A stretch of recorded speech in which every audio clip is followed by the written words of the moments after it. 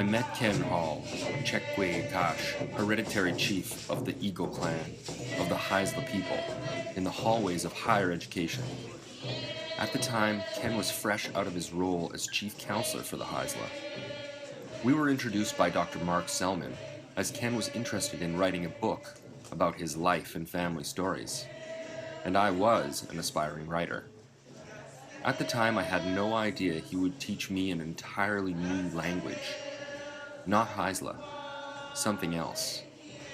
The result is a set of anthropological artifacts filmed on location in the Great Bear Rainforest, told twice, mirrored in English and in Haisla. It was our greatest hope that these would serve as something of a digital dictionary that would help preserve Haisla language, which was at the time spoken by just 50 people. The stories I helped Ken share during this process are Haisla. It remains among the greatest privileges of my life to be part of sharing those, even adopted by the Haisla following Ken's death.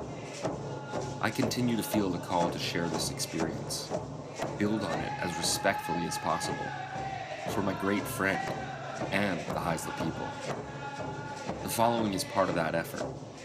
So, more formally, I thank those who came before me. Guide us, teach us. Ken originally asked if I could help him write a book. That seemed significant at the time, considering the oral and visual foundations of Haisla culture. And the more we talked, the more I became convinced that Ken's stories, Haisla stories, would not be rightfully relayed in writing a book alone, if at all. And almost out of necessity, I started to learn more about video production.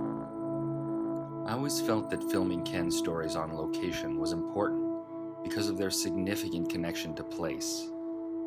But getting to Kitimat, let alone into the Great Bear Rainforest, was no easy task. In very short order, after years of trying, I got word that a local airline would fly me to Terrace, where I could make my way to Kitimat Village to finally meet my friend in his home.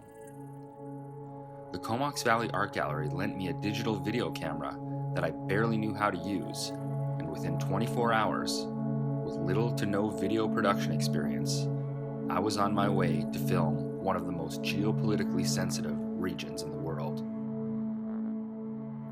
The Kitlope is part of the Great Bear Rainforest and represents the largest continuous tract of coastal temperate rainforest in the world. It is home to some of the most unpredictable weather and challenging to navigate waterways on the planet.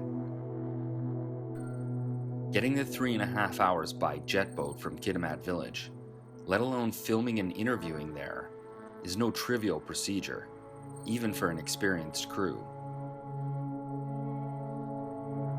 And because the window opened so suddenly, there was no guarantee that I'd have somewhere to stay in Kitimat, let alone a way to make the treacherous trip into the rainforest.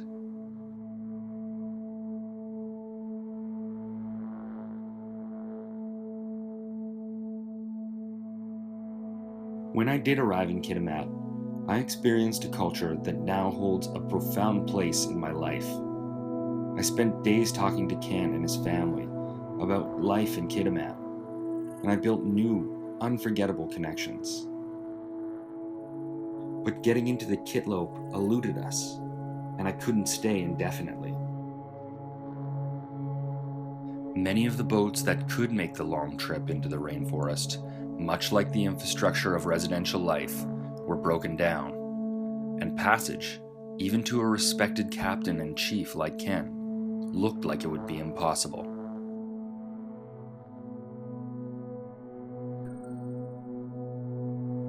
But we found a way.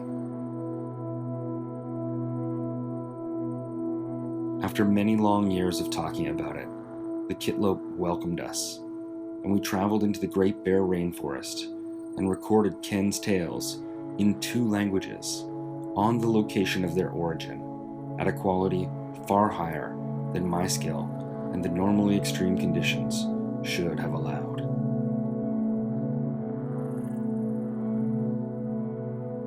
The narrative of that experience is now sewn deeply into my life's journey.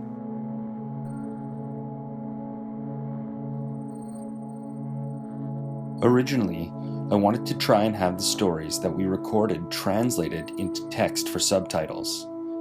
But perhaps converting these stories into text is something of an injustice, a reminder of the systems that helped repress the knowledge within. Translating Haisla into text is a difficult task, with very few people left who can confidently do that. However, the Haisla have become far more organized around language preservation.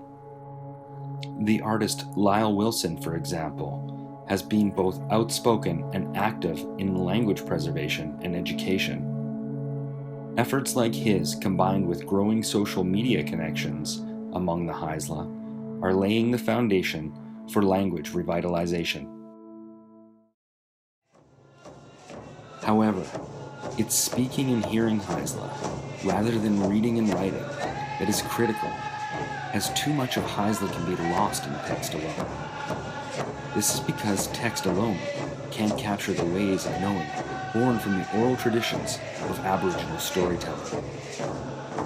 There may be a significant place for multimedia among the great tools of the past to help Haisla share and learn.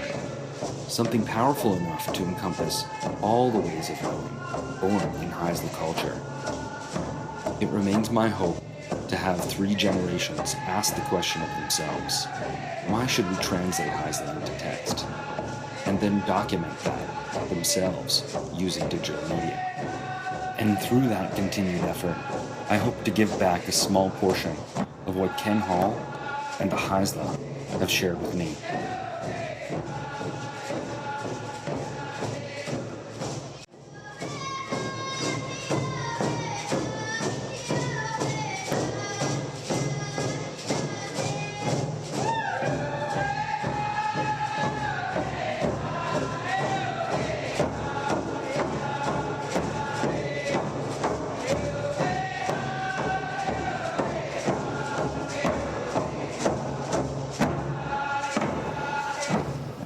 Too bad my health is down.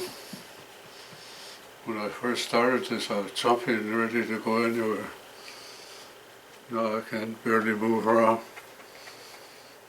But I'd like to see it completed though.